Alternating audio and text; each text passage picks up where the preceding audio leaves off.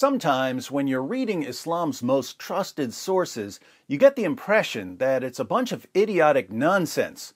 Like when you read that stars are missiles that Allah uses to shoot demons, or that the sun sets in a muddy pool, or that Satan hides in your nose, or that most of the punishment of the grave is for urinating improperly.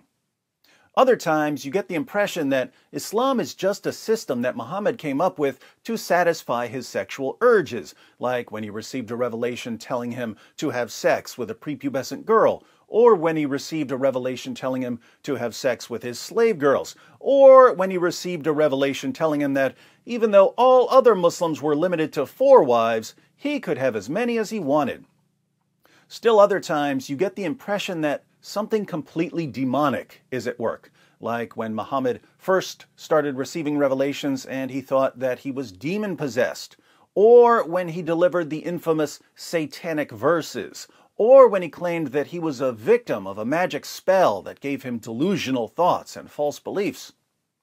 When we read moronic stories about Muhammad telling his followers to drink camel urine, or perverted revelations commanding Muhammad to take the wife of his own adopted son, Islam sounds like it came from the mind of an illiterate, superstitious, morally depraved man.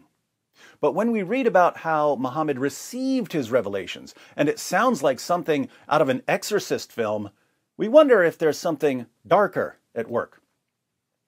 The demonic nature of Islam becomes especially clear when we think about Islam's response to the gospel. The gospel is a message about how God gives the righteousness of Christ to people who don't deserve it. We aren't good enough to spend eternity with a perfect being, and there's nothing we can do to make us good enough to spend eternity with a perfect being. So if we're going to spend eternity with a perfect being, we need a righteousness that comes from someone other than ourselves. The Greek word for gospel means good news. The good news is that God gives the righteousness of Christ to people who did absolutely nothing to earn it. The 3 key elements of the gospel are Jesus' death for sins, his resurrection from the dead, and his divine nature. Jesus and his apostles warned us that false teachers and false prophets would come and that they would lead people away from the gospel. More than 5 centuries later, Muhammad comes along and says, "Hey Christians, I'm on your side. I believe in Jesus too.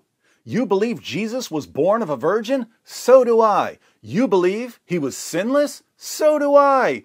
You believe he lived the most miraculous life in history? So do I. You believe he's the Messiah? So do I. You believe he's going to return and judge the world? So do I." We agree on almost everything except these 3 little things. Jesus didn't die on the cross, he didn't rise from the dead, and he isn't Lord. Now, if we can just change those 3 little things, the core teachings of the gospel, then I won't have to violently subjugate you. It's a little demonically perfect, isn't it? A little too demonically perfect. How about this? In Sahih Muslim 69:22, Muhammad says that Allah wants people to sin. He says, "By him in whose hand is my life," sounds pretty serious, "if you were not to commit sin, Allah would sweep you out of existence, and he would replace you by those people who would commit sin and seek forgiveness from Allah, and he would have pardoned them." So if you don't sin, Allah will destroy you, because he can't forgive you if you don't sin. Notice 2 things here.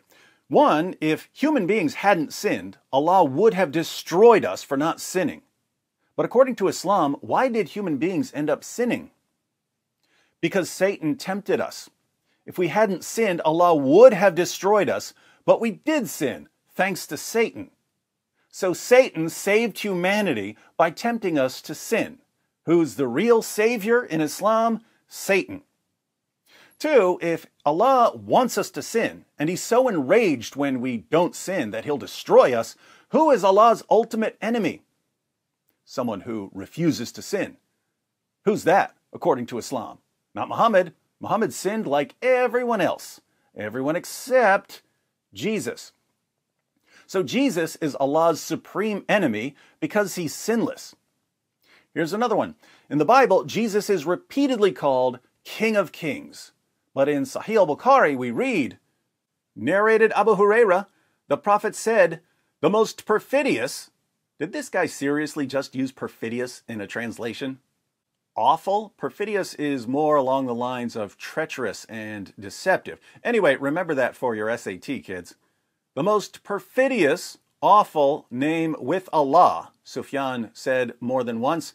The most perfidious, awful name with Allah is that of a man calling himself King of Kings. The most awful name with Allah is one of the names of Jesus. Now think about Islam's version of the crucifixion. Jesus' death by crucifixion is foundational to Christianity. But according to Islam, Jesus was never crucified. Instead, Allah took Jesus safely to heaven. Then Allah took someone else, Judas, according to most Muslims, and disguised him to make him look like Jesus. So everyone thought that Judas was Jesus thanks to Allah's miraculous makeover, and Judas was crucified in Jesus' place. Notice the complete gospel reversal. In Christianity, the innocent Jesus dies on behalf of the guilty. In Islam, the guilty Judas dies on behalf of the innocent, namely Jesus. Islam completely reverses the gospel. It replaces the message of a sinless man willingly accepting the punishment that we, the guilty, deserve, with a message of a guilty man unwillingly being disguised by Allah and executed in the place of the innocent. According to Islam, the crucifixion of Jesus was a massive deception, but it wasn't a deception by Jews or Christians or Romans, it was a deception by Allah. So Allah is admitting in all of this that he's a deceiver who starts false religions and leads billions of people astray. Are you starting to see how utterly demonic this is? It's like Satan came up with the ultimate corruption of the gospel and wrote Satan was here all over it, and spent the past 14 centuries bragging about how people will believe his ridiculous story anyway, even if that story was brought by the most obvious false prophet in history. You atheists who are watching, be honest. When you see what the gospel is, and you see that the job of false prophets is to corrupt the gospel, and you see Muhammad claiming to be a prophet, but completely reversing the gospel in truly demonic fashion, don't you start to wonder if there really is a spiritual battle going on all around you? It just backfired on me. It just backfired on me. This is a part of a religion. There's a reason to it. Yeah?